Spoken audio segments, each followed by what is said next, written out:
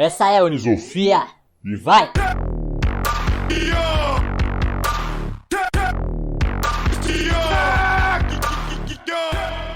Bora! Cara, bora aí pro famoso check-in? Vamos lá, meu porco, puxa aí. Vamos lá. Cara, exatas 00:43. Ou seja, tô cansado. Mas tô cansado do corpo em si, cara. A mente que trião. Eu tô muito animado e com a expectativa lá, cara, num cinturão de Orion. Boa! Tá bom. Vambora. Cara, eu tô chegando disposto hoje, falar a real. Gravando aqui na madrugada, né? Mas Puta que pariu. tem limites o negócio. Mas, cara, tô chegando bem animado. E, assim, todos os assuntos que a gente grava aqui, óbvio que a gente é alucinado por eles, mas esse em especial chama muito a minha atenção. Então eu tô assim, nossa senhora, puta que pariu. Vamos ver o que vai dar. Vamos ver o presente Nossa. aqui. Mas, cara, vamos puxar um pouco do que rolou aí no penúltimo episódio, que foi o episódio 2, que foi a primeira atitude nexialista que a gente falou aí, antes de mais nada. O que você acha? Não, bora, vamos lá. Vamos falar aí do episódio 2, então, que foi a captação sensorial ativa. Foi a nossa primeira atitude nexialista, né, que a gente propôs, na verdade. E nada mais é do que a extrapolação da escuta ativa para os outros sentidos, né? Então, ou seja, se eu estou falando de escuta ativa, estou falando de escutar ativamente, óbvio, né? Desligando aí o meu sistema de resposta. Então, captando tudo que eu estou observando, né? Sem muito ruído, e a captação sensorial ativa é essa lógica para os outros sentidos, né? Então, para minha visão, para o meu tato e tudo mais. Foi isso que a gente abordou aí no último episódio. Show de bola. E a gente puxou um link aí, né? De falar de sentidos sensoriais. Tem um outro sentido que a gente pode falar até que vem um pouco também da linguagem popular, né? Que é o sexto sentido. E esse foi o link para falar de intuição, né? Sexto sentido, assim, pode ter vários significados, né? Não necessariamente só a intuição. Tem um outro lance também de percepção extrasensorial, que entra numa coisa um pouco mais psíquica, e aí tem lá telepatia, umas outras coisas assim, né? Tem outros sentidos sensoriais também que a gente comentou lá no episódio 2, além dos cinco sentidos tradicionais, vamos dizer assim, mas aqui a gente vai caminhar, né, para o lado da intuição. Assim, o que é intuição, né? Acho que é um conceito aí que a gente poderia, cara, divagar horas aqui, até super filosófico, né, se for ver. Mas, assim, de uma forma bem simples, cara, acho que a gente pode falar que é um processo que a gente, como, não sei nem se só ser humano, né, acho que as outras espécies também passamos, mesmo que de forma ali inconsciente, né, e involuntária também, se for ver, para chegar a uma conclusão sobre alguma coisa. Vai, assim, se for falar de uma forma bem simples, né? Acho que a gente poderia definir a intuição desse jeito. E por ser um processo, assim, meio inconsciente, que a gente não tem, assim, tanta clareza de onde que vem, parece, a princípio, que é uma coisa meio paranormal, meio mística, meio divina, né? E o próprio funcionamento da intuição em si acaba sendo meio que um enigma para a ciência, né? Acho que a gente não consegue ainda, como sociedade, explicar isso olhando só para a ciência, né? Tem teorias e etc., mas não tem uma que é assim, definitiva, né? Exato, tem um pessoal aí estudando, né, cara? O que é intuição, separando intuição em tipos, é uma coisa maluca. Mas, cara, eu quero fazer um link aqui agora com você. Na verdade, vou usar as palavras de um cara que eu acho que é nexialista, cara, e não sabia. Olha. Exatamente. Olha lá. Vou ler as palavras dele, hein? Palavras do Pascal, matemático e filósofo. Será que era nexialista ou não? Puta que pariu. E aí ele fala o seguinte, ó. Ele se refere à intuição como produto da capacidade da mente de fazer muitas coisas ao mesmo tempo, graças às infinitas conexões inconscientes que tornam possível a mente consciente fazer escolhas. Ou seja, pro Pascal, a mente consciente só consegue fazer escolhas através das conexões que a mente inconsciente faz. Olha que loucura, cara. E aí eu já embaso com as próprias palavras do Pascal o porquê que a gente está falando de intuição como uma atitude nexialista. Perfeito. Ou seja, pela definição em si do Pascal, deve haver essas conexões inconscientes. Então, o que acontece? Para mim, né, no meu ver, pegando um pouco do que o Pascal falou, você aumenta esse poder de escolha a partir do momento que você faz mais essas conexões com a mente inconsciente, né? Me parece que a intuição, ela colabora, né, com essas conexões inconscientes, né? Então, batendo mais nessa tecla, que a gente colocou a intuição como atitude por causa dessas conexões, né, de facilitar essas conexões inconscientes, da mente consciente, para a gente melhorar, a gente ampliar o nosso poder de escolha da mente consciente. E lembrando também que o Pascal, né, para quem não sabe, ele foi um pensador francês, né, lá do século XVII, morreu jovem e tal, mas o cara era inventor, ele era físico, matemático, né, até teólogo, pra você ver, então que o cara era nexialista, mas escritor também. O cara era nexialista, né? Caraca. E assim, é legal falar também que a gente aqui não é especialista em intuição, né? Então, muito do que a gente vai falar aqui sobre intuição também é usando a nossa intuição. Do estômago aqui, ó. Pois é, cara. E essa história de consciente e inconsciente, acho que é legal a gente passear um pouco aí pela psicologia, né? Acho que um cara aí que falou muito de consciente e inconsciente, claro que a gente vai falar, se a gente falar de um aqui, a gente vai acabar fazendo injustiça, né? Mas é legal a gente caminhar pela psicanálise, poderia falar de Freud aqui, mas eu acho legal falar um pouco do Jung, né? Ele explorava muito esse lance da intuição. E tem um livro, né, que ele escreveu lá sobre os tipos psicológicos, que ele explorava esse rolê da intuição, né, e ele falava de 4 principais funções psicológicas. 2 delas racionais e outras 2 irracionais. E essas 4 principais funções psicológicas, depois elas derivavam em outras, mas as 2 racionais são o pensamento e o sentimento, e as 2 irracionais é a sensação e a intuição, né? E essas funções psicológicas, ele falava que eram meio que orientadoras da consciência em relação ao mundo, né? São formas da gente manifestar a nossa energia psíquica. Então, a gente pode enxergar isso também como uma atitude nexialista, né? Uma forma da gente manifestar a nossa energia lá para fora do mundo, né? Como bússolas que vão nortear a nossa caminhada. E todos nós, a gente tem as 4 funções, todas elas são necessárias, é importante para a gente desenvolver nosso processo aqui de individuação. Cada um, às vezes, vai ter um pouco mais lapidada, uma ou outro, e etc., né? Mas ele falava que a intuição, ela fornece, em primeiro lugar, imagens e impressões de relações, de condições e etc., que elas não podem ser conseguidas através de outras funções. Ou podem ser conseguidas, mas depois de muitos rodeios.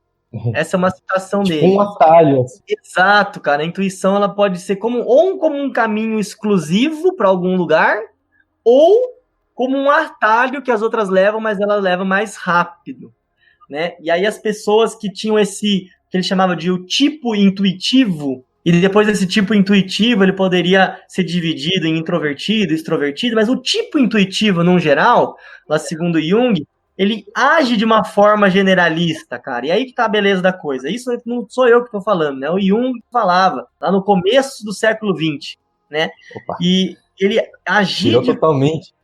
Tirei o meu da reta aqui, né, cara? Tirei o meu da reta. É o Jung, entendeu? Então, assim, e o rolê é que essa generalização, agir de forma generalista, é aonde, segundo Jung, essa pessoa que assumir esse tipo intuitivo encontra a criatividade por enxergar o todo. E olha aí o link, né, com a outra atitude nexialista, a visão holística. Então, o fato do intuitivo agir de forma generalista faz ele enxergar a criatividade, e por isso o tipo intuitivo ele também é um questionador. Olha aí, vê se o nexialista, no geral, ele não é um questionador. Um incitador de revoluções, cara. É uma frase que eu peguei lá do Jung. Incitador de revoluções.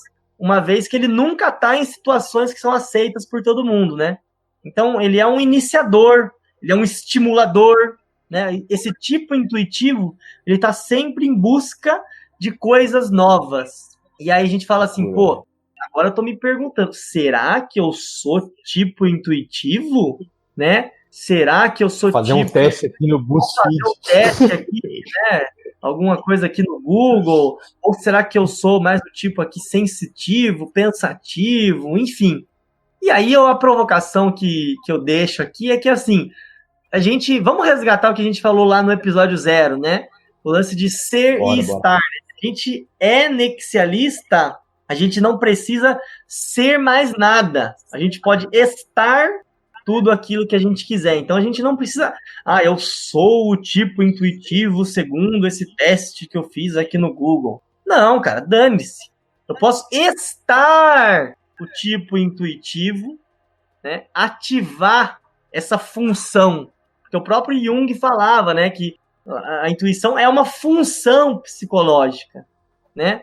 E uma função lá na matemática, como é que é uma função? A gente aplica essa função em alguma coisa, né? Exatamente. Cara, que loucura, cara, que loucura. Loucura demais, assim.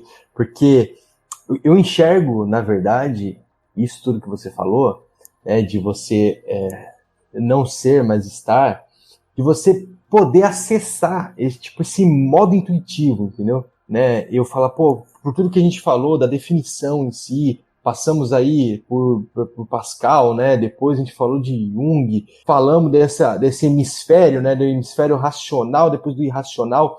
Então, se eu sou uma pessoa intuitiva, eu não posso ser uma pessoa, por exemplo, pensativa, sabe? Do lado racional. Eu não posso. Ou você pode, né? Porque você não é, você está. Então, é legal se eu tivesse algum modo, algum jeito de acessar esse... Agora é tipo o Power Ranger, sabe? Eu morfei, agora estou no meu modo intuitivo. E eu posso desmorfar também, não tem problema. Entendeu? Uma coisa não exclui a outra.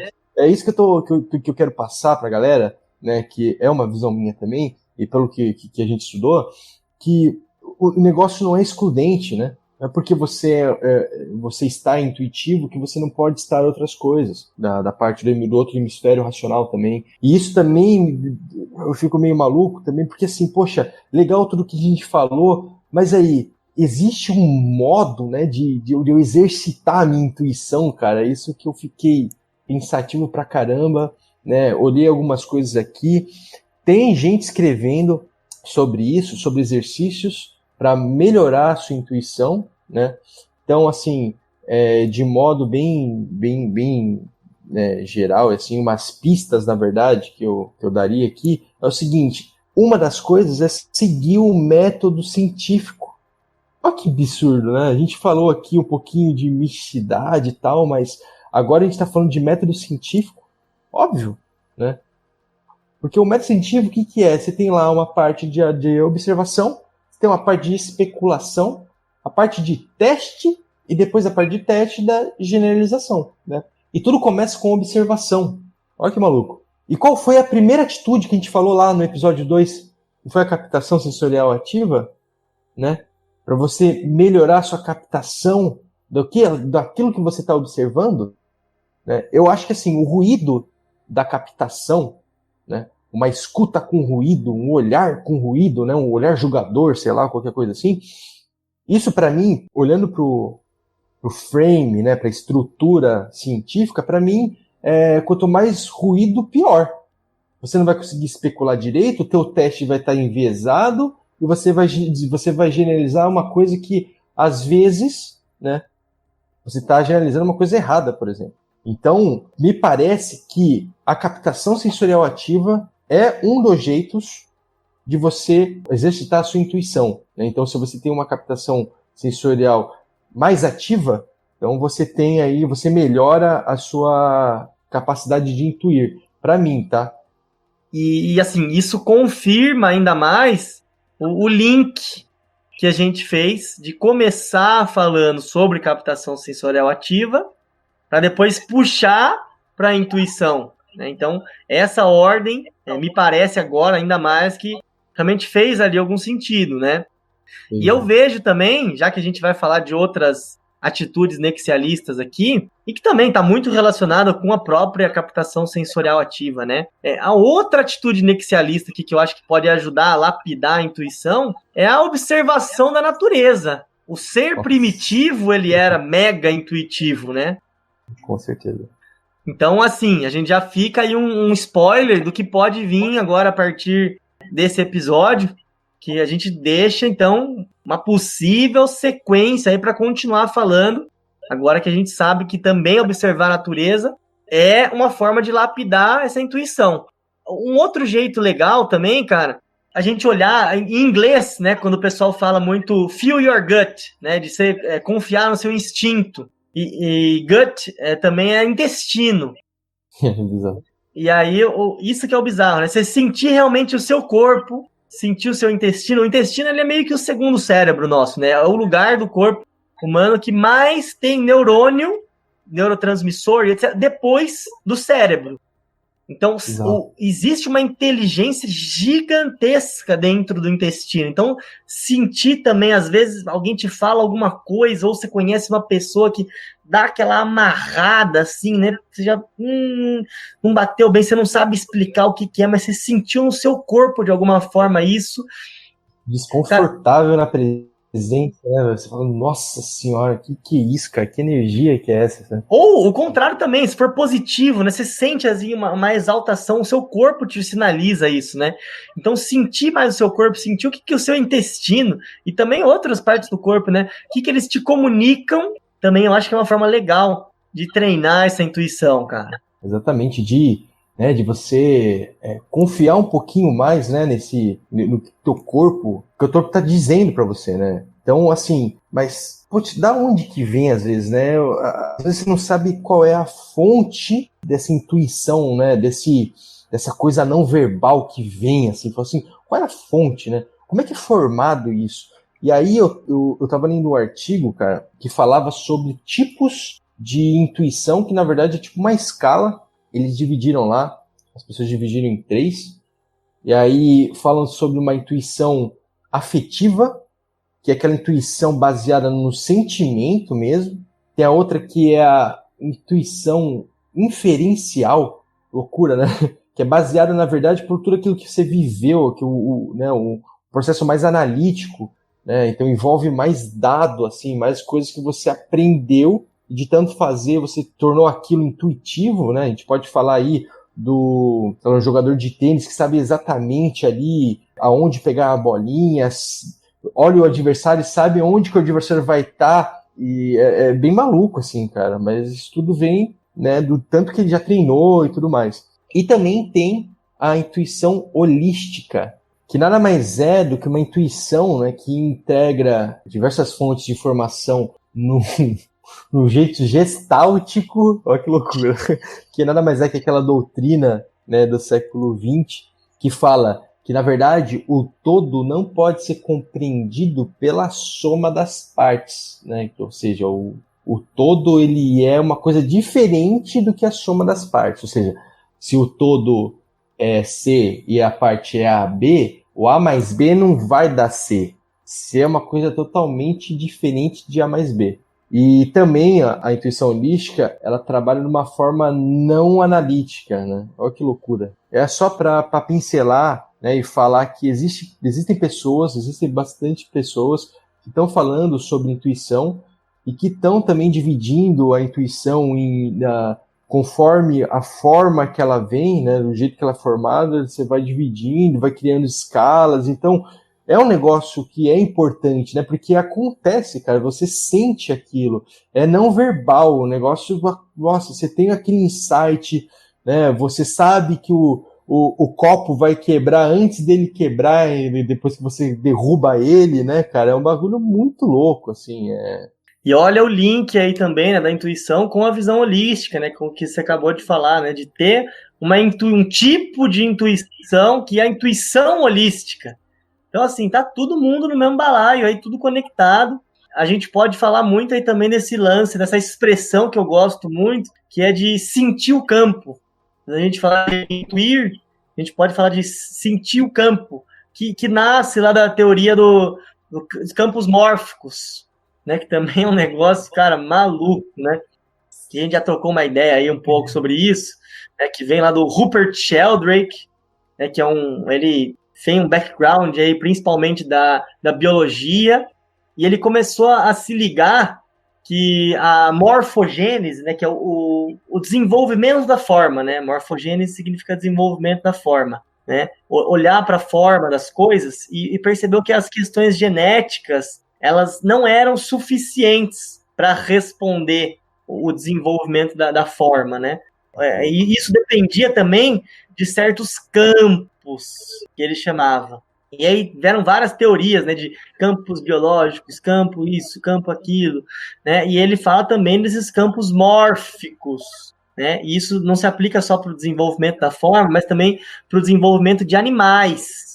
Então é uma teoria muito louca, é bem polêmica, na verdade, né? Apesar dele ter esse background aí científico. Depois ele começou a mergulhar num campo que ainda é um pouco místico. Ele também é pesquisador aí da área de parapsicologia, então entra aí uma questão um pouco mística. Mas essa teoria ela engloba o conceito de ressonância mórfica, né?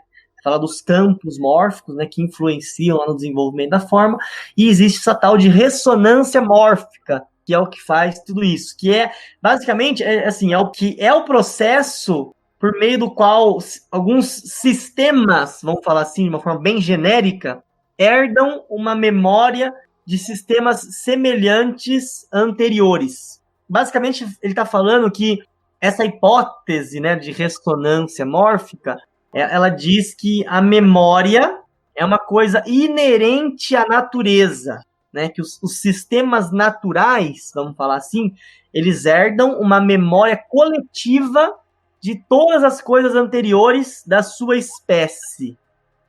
Então, assim, parece muito abstrato, né, cara? Então, essa... Cara, vem um bagulho na minha cabeça agora, assim, é como se a natureza botasse informação na nuvem e aí a galera conseguisse acessar. Cara, dá para fazer essa analogia, sim. Acho que dá para fazer essa analogia. Não tão simplista, né? Mas do mundo. Claro, a gente está falando aqui de hipóteses, né? É uma teoria, assim, até questionável se realmente é teoria, né? Mas a gente pode falar, acho que é melhor falar de hipótese, né? Que é muito questionada no meio científico. Tem muita gente, uma vez que eu estava lendo, eu lembro que o pessoal falou que pode ser considerado como uma pseudociência, então é bem questionado isso. Até porque a gente falou que se isso está relacionado com a intuição e a ciência não explica 100% a intuição, então naturalmente vai ter divergência sobre isso no meio científico, né? Mas ele fala que essa ressonância mórfica ela é responsável por essas interconexões entre organismos, que é meio que uma telepatia, ali, uma comunicação que não está muito clara como é. Você pode usar essa analogia que você fez, né, de acessar uma coisa que está na nuvem, então não é uma comunicação direta de gerações por meio dos genes, como a gente está acostumado. E diz, né, basicamente, que as leis da natureza, na verdade, são mais como hábitos. Esse que é o negócio, cara. Então, nossa, que bizarro. Esses hábitos, eles são ali propagados, né, de alguma forma, por esses campos. E os grupos sociais também são organizados em campos, né? A gente se organiza aqui em campos. A gente pode falar aqui que a gente está inserido num campo social aqui, né? Assim como outros animais, outras espécies também estão ali organizados em campos. Tem até aquela teoria, hipótese, né, do 100º macaco, né, que acho que é legal falar. Ah, louco, conta aí pra gente, cara, isso é bem da hora. E diz lá que a gente tem 2 ilhas que estão separadas fisicamente, e cada uma das ilhas tem lá 100 macacos. E daí tem lá um macaco na primeira ilha, que ele descobriu lá um hábito lá para abrir o coco e extrair melhor o líquido, a comida. Tem um lance lá que ele aprendeu a lidar melhor com o coco. E aos poucos, outros macacos vão se ligando e falando, pô, esse cara aqui arrumou um método aqui, ele hackeou o sistema aqui, né? Ele arrumou um método aqui que parece que é mais bacana, cara. E os macacos aos poucos vão aderindo a essa cultura e etc.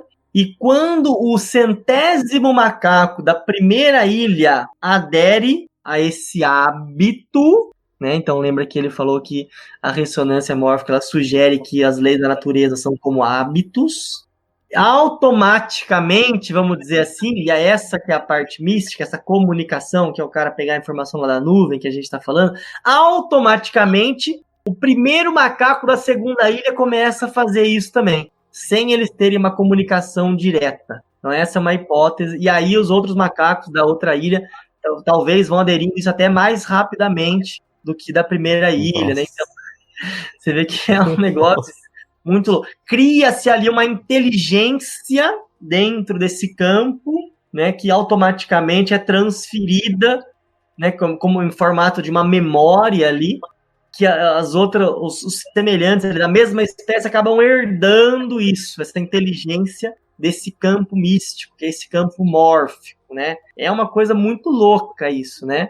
Não, legal que você falou sobre hipótese, né? Que fique bem claro que não é uma teoria mesmo, assim, né? Então, tem gente que fala que é pseudociência, mas vamos brincar um pouquinho, cara. Eu adorei isso.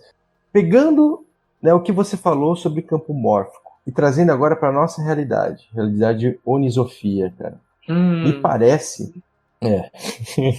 já a gente sabe aqui tá o que eu no vou falar, né? social, né? A gente já tá nesse campo social, e aí, pela fábula aí do 100º macaco, não foi assim, todo mundo aprendeu, né? Não foi um boom. Um começou, depois foi outro, depois outro, a partir de um número determinado ali. Então, essa memória, ela conseguiu ir para a nuvem, por exemplo, essa informação conseguiu ir para a nuvem e conseguiu ser acessada, mesmo que a outra ilha de macacos esteja geograficamente dividida, né? Eles conseguiram acessar. Eu falo, poxa, isso me lembra comunidade, cara. Imagina o poder da comunidade numa coisa dessa, né? Então, assim, cada um vai aprendendo com um, vão aumentando aí a memória da comunidade, a informação que rola, um aprendendo com o outro, e aquilo lá sobe pra nuvem. Flau! E aí, esse conhecimento ele fica mais acessível, mais, sei lá, cara, mais disponível. Eu não sei dizer se isso acontece ou não, mas, cara, imagina que louco, se essa hipótese ela não fosse hipótese, ela fosse teoria mesmo, cara. E olha só o que o poder da comunidade pode fazer, né? De aumentar aí a nossa memória, né? Então, seria a memória da onisofia. Então, a comunidade toda ali aprendendo com a comunidade e sugando essas informações. Né? A gente aí tá... Óbvio que a gente não se vê como dono da comunidade, né? A gente se vê só como um jogador ali no meio para facilitar. Eu acho que o nosso papel mais é um papel de facilitador, cara. Né? Facilitar esse acesso ao campo, por exemplo. Vou falar assim, cara. Perfeito. Talvez chegar ali, a gente seria, não sei, vou arriscar uma analogia aqui que vem na minha cabeça agora, aqui, não sei se vai fazer tanto sentido. Vambora. A gente seria a voz ali no ouvido do macaco, do primeiro macaco da primeira ilha. E se você pegar aquele coco ali, de um jeito diferente, bate no joelho, bate daqui, bate na ponta da pedra, abriu mais fácil, comeu o coco, tomou a água. E aí a gente facilitou a criação de um ambiente que vai desenvolver essa inteligência coletiva, né? Ou talvez outra analogia seria a gente ser ali o primeiro macaco, não sei, mas me parece que a gente está mais ali ajudando a que o resto do ambiente se desenvolva por si só, né? Cara, eu não lembro, mas eu acho que eu li alguma coisa do seguinte, sobre campo mórfico, mesmo sobre a fábula, que aí ficou mais fácil desses macacos inovarem em outras coisas. Não só em abertura de coco, mas, por exemplo, em lavar uma batata antes de comer, por exemplo, ali no mar. Então, assim, me parece que esse start, ele é como se fosse uma reação em cadeia, né? Então, por exemplo, a gente pode ser aquela vozinha que é impactada também pelo esse aprendizado dos outros macacos, por exemplo, entendeu? E aí a gente também faz parte desse campo e a gente também... Então é um negócio absurdo, né? A colaboração, nossa, em campo, cara, isso é estourador de cabeça. Loucura. Não, acho que a gente ao mesmo tempo pode ser voz e pode ser macaco. Talvez aí da física quântica aí a partícula onda, né? Então, assim, a gente pode ser ao mesmo tempo macaco e voz de macaco. Assim como todas as pessoas da comunidade também, né? Elas podem ser ali o primeiro macaco ou o centésimo macaco, não importa, mas elas também podem ser voz para esse novo movimento da batata, por exemplo, né? Então a gente vai trocando de papel, né? Eu tanto absorvo quanto devolvo, né? Eu crio, também consumo conteúdo. Então, cara, que absurdo, velho. E aí para conectar tudo, e a gente eu acho que a gente pode até caminhar para um checkout, é o seguinte, é aquela história do ser estar, né? Você pode estar a voz ali, depois você pode estar o macaco.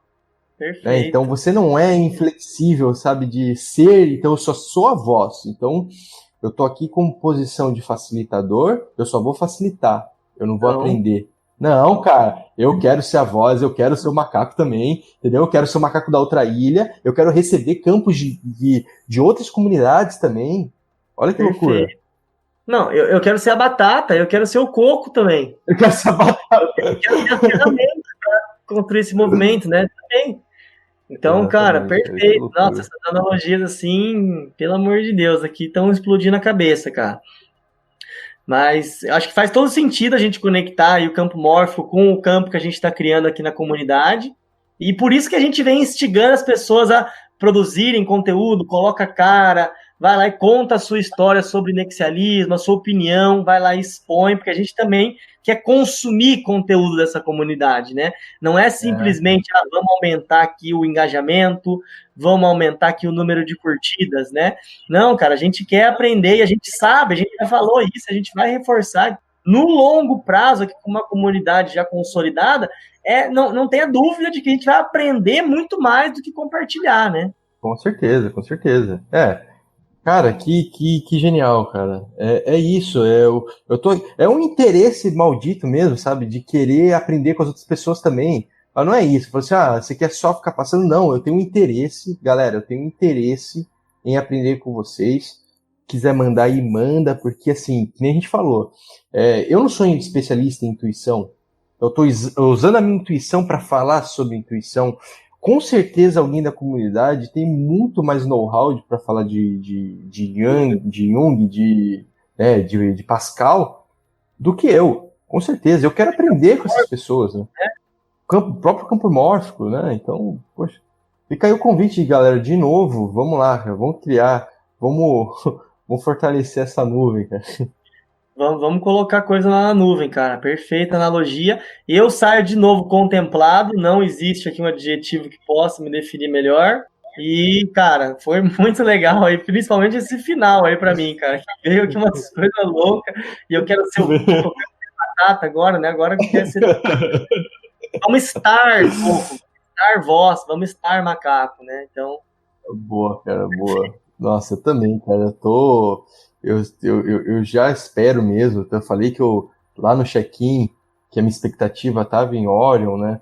E, cara, tô lá em Orion, já olhando ali para. Vamos olhar para Andrômeda? Pode ser. Vamos caminhar para. Pode ser? Perfeito, cara. Cara, contempladíssimo. Então é isso aí, porco. Valeu. Tamo todo mundo junto aí. Demos alguns spoilers aí do que pode chegar, se vai ser a próxima ou se vai ser daqui a pouco. Mas todo mundo já tá se ligando aí pra onde a discussão vai caminhar. E é nóis, porcão. É nóis, é tudo junto, cara. Ixi, num ritmo só. Vambora. Falou. 6 million ways to die.